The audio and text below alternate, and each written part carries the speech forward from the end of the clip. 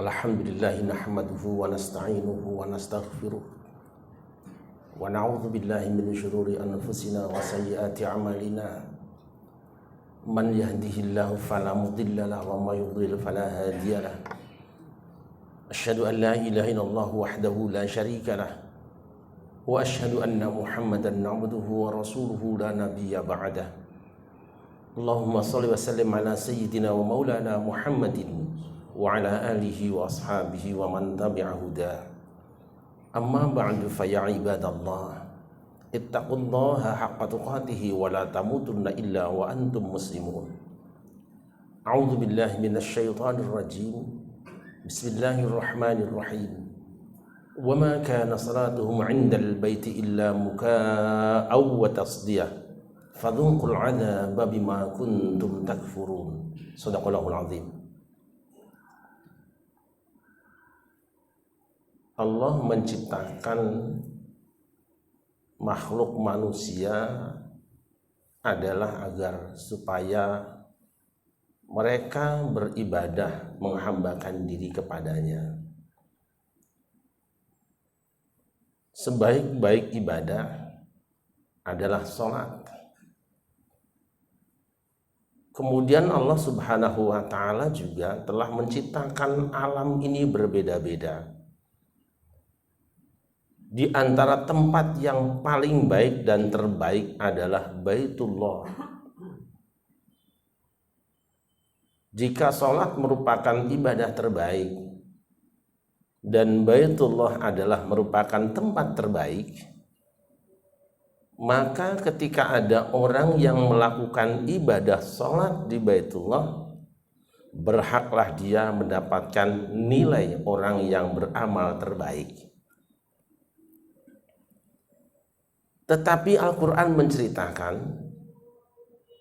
bahwa ada orang-orang yang sholat di depan Ka'bah, tetapi Allah sendiri mengancam mereka dengan firman-Nya, fadhuqul 'adzaba bima kuntum takfurun.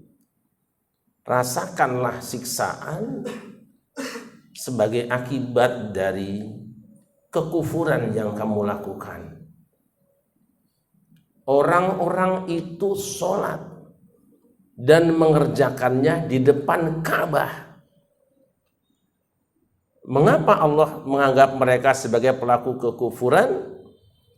Allah katakan, wa ma kana salatuhum 'indal baiti illa muka'aw wa tasdiyah. Tidaklah sholat mereka di depan Ka'bah itu kecuali bersiul dan bertepuk. Mereka masih menamakan kegiatannya dengan sholat dan memilih sebaik-baik tempat. Tapi praktek yang mereka lakukan bertentangan, berseberangan dengan hakikat sholat. Hamba yang dimuliakan, saya ulangi, mereka menamakan judul kegiatannya itu sholat dan mengambil tempatnya juga sebaik-baik tempat, tetapi prakteknya tidak mencerminkan orang yang sedang sholat. Bertepuk, bersiul, dan telanjang bulat. Ini dia. Apa artinya? Seringkali manusia melakukan kegiatan dengan satu judul yang indah, tetapi isinya tidak indah. Maka buah yang dipetiknya tidak akan seperti judulnya.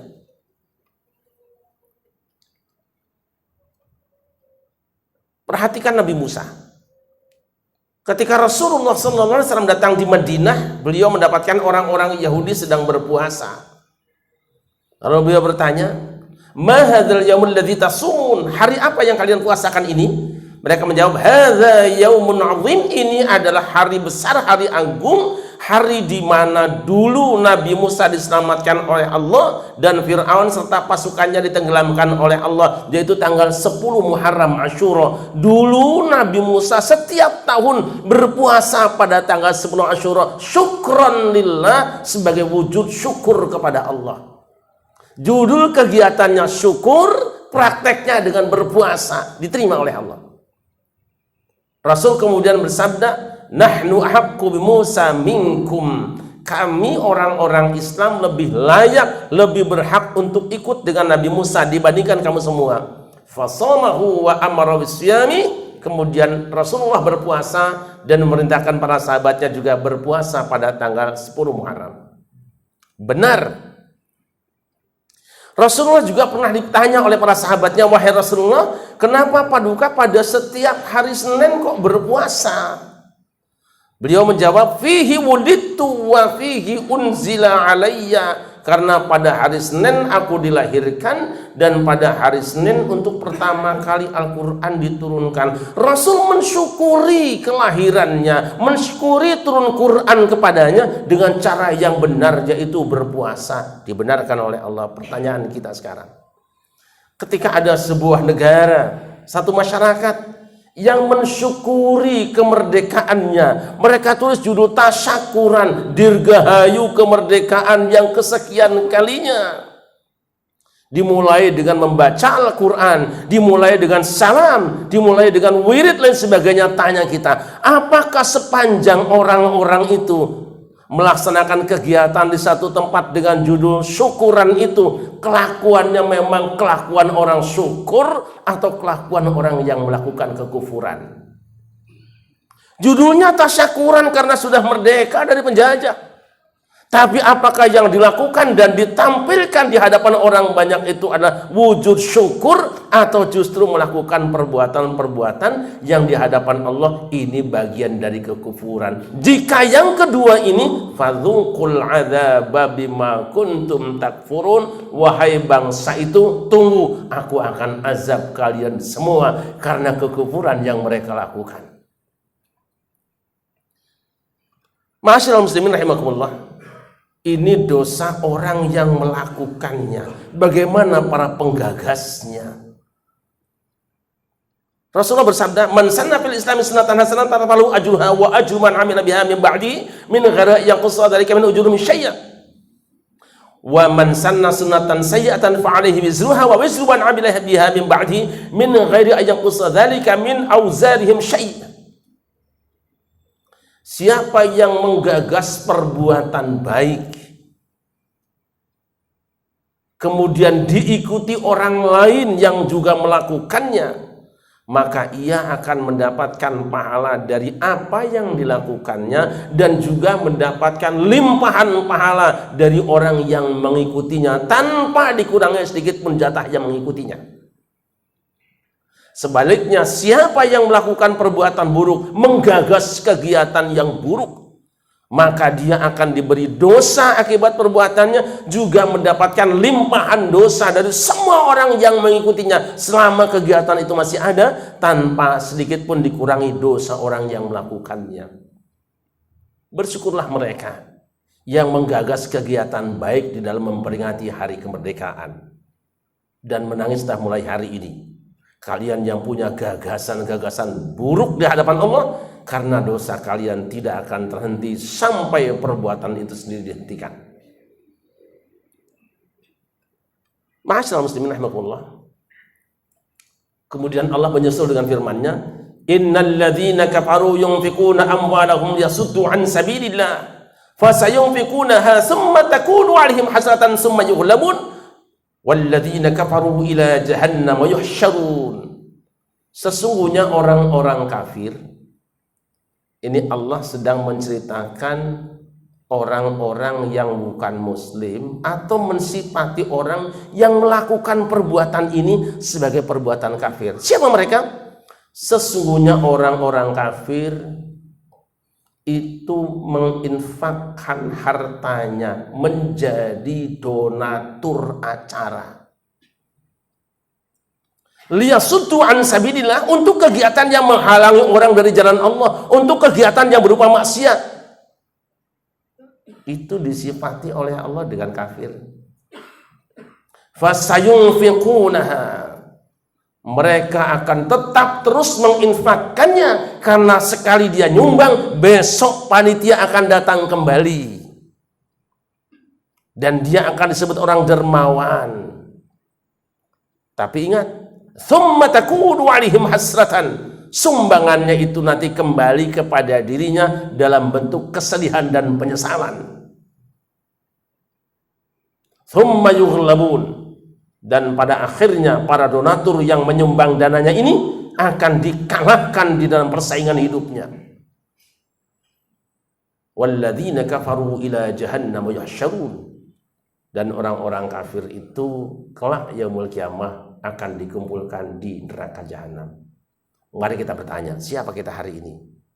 Penggagaskah yang baik? Pelaku atau donatur? Atau kita penggagas perbuatan buruk, pelaku dan donatur? Semoga Allah Subhanahu wa taala sadarkan kita semua.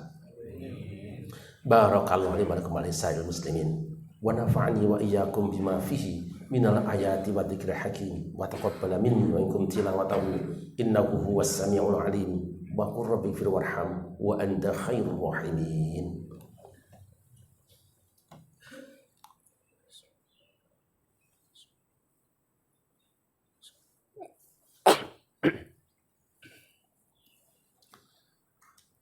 Alhamdulillahi hamdan katsiran kama amar.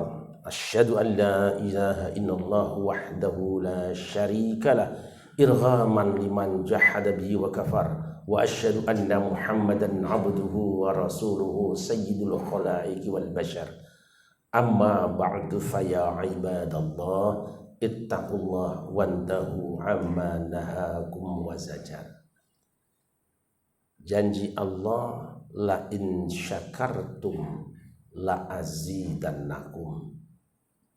Sungguh jika kamu bersyukur terhadap nikmat yang aku berikan pada kamu, aku pastikan aku akan berikan tambahan pada kamu semua. Wala in kafartum, dan sungguh jika kamu mengingkari nikmatku, inna adzabi lasyadid, sungguh siksaanku benar-benar berat untuk kamu semua. Apa itu syukur? Syukur itu dalam 3 tingkatan. Yang pertama, orang merasa bergembira di dalam hati menerimanya dan memandang indah sang pemberinya. Kedua, kemudian dia ungkapkan lewat lisannya, memuji dia yang telah memberinya. Minimal mengucapkan alhamdulillah. Dan yang ketiga, dia mempergunakan nikmat yang dia terimanya untuk sesuatu yang membuat senang pemberinya, tidak merusakkannya dan tidak digunakan sebagai sarana untuk menyakiti dia, tidak digunakan sebagai sarana untuk membuat dia murka. Pertanyaan kita hari ini, sudah 78 tahun kita merdeka. Kemerdekaan yang sangat besar ini, apakah kita syukuri sehingga kita layak mendapat tambahan nikmat? Atau jangan-jangan secara tidak sadar kita memperlakukannya untuk mengkufurinya, sehingga Allah Subhanahu wa taala tidak kunjung memberikan pintu kebahagiaan buat kita semua. Kiranya Allah Subhanahu wa taala mempersatukan kita dalam kebaikan dan kebajikan. Wa'lamu annallaha amarakum amran 'azima wa qala jalla jalaluhu 'alima innallaha wa malaikatahu yusalluna 'alan nabi ya ayyuhalladzina amanu sallu 'alaihi wa sallimu taslima. Allahumma shalli 'ala sayyidina Muhammad wa 'ala ali sayyidina Muhammad sayyidil awwalina wal akhirin wa sallam radhiyallahu tabaraka wa ta'ala an kulli sahabati Rasulillah ajma'in Allahumma ighfir lil muslimina wal muslimat wal mu'minina wal mu'minat al ahya'i minhum wal amwat innaka sami'un qaribun mujibud da'awat rabbana la tuzigh qulubana ba'da idh hadaitana wa hab lana min ladunka rahmatan innaka antal wahhab Allahumma alif baina qulubil mu'minin wajma' kalimatahum al haqqi ya rabbal alamin Rabbana atina fid dunya hasanah wa fil akhirati hasanah wa qina adzabannar walhamdulillahi rabbil alamin wa qimus shalah.